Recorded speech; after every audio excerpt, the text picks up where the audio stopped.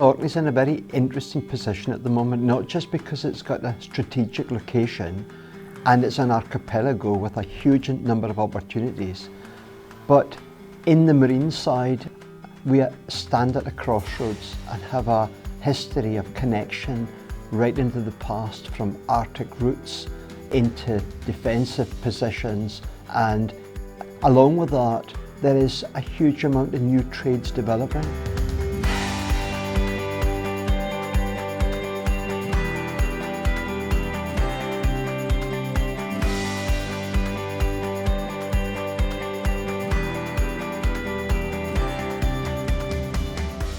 Our harbour is one of the key economic drivers for our whole community.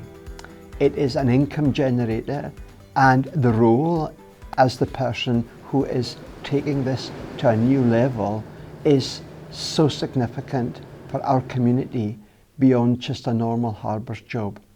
Transportation, again, is a much wider opportunity, and as we go into a low carbon future, Orkney, in its pioneering role, could be one of the most interesting test beds for so many of these new technology as we seek a carbon neutral future. It is unique. We are, of course, a local authority port, 29 ports and harbours, ranging from some of the largest ships in the world, and of course bringing in the transportation service, which includes the world's shortest commercial air service. So it is absolutely unique. The harbour here is a significant part of Orkney's economy, and making sure that it remains a very successful harbour, putting money into the economy and indeed into the council, is hugely important, and growing the service from some days when it was actually not busy to now being the UK's dominant port for cruise and for ship to ship is important. But also, of course, serving the public, the inter-isles and ferry service to and from the islands is equally important. So it's that interesting mix between those two aspects. Orkney's quite unique.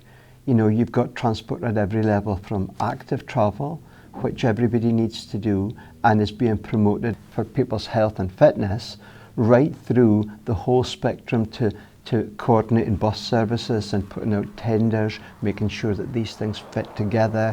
We actually, as a council and under this rule, there is a ferry company being operated which is owned by the council as well, and all the piers and everything maintained, making sure these services are integrated.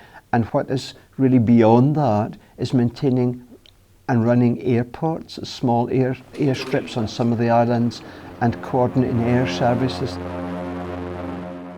That all combined in a place where we're looking for carbon neutrality sooner than anywhere else in the most extreme part of the country. That is a challenge in itself, so someone needs to be up for that. I'm working with marine professionals, the pilots and tugmen and launch crews, pilot launch crews, probably some of the best in the country, if not the world. And across in transport, some people doing very challenging transport within the islands. So these are people who are absolutely expert in what they do and very, very focused in delivering what is needed for the people of Orkney. Orkney is the one place where the community, you're part of a community. You're not distant from a community. It's all around you. We've got enough people to make life interesting, but not too many so that you feel separated. The whole community works together.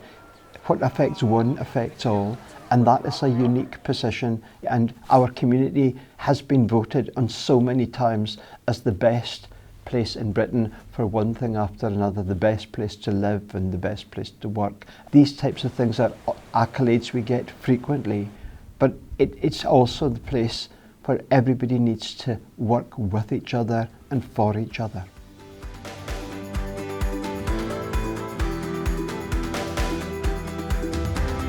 Anybody who likes a challenge has got the right background and a degree of excitement about serving both the public and indeed the commercial sector. This is a post that is one of the most exciting jobs that you'll probably find in the marine sector.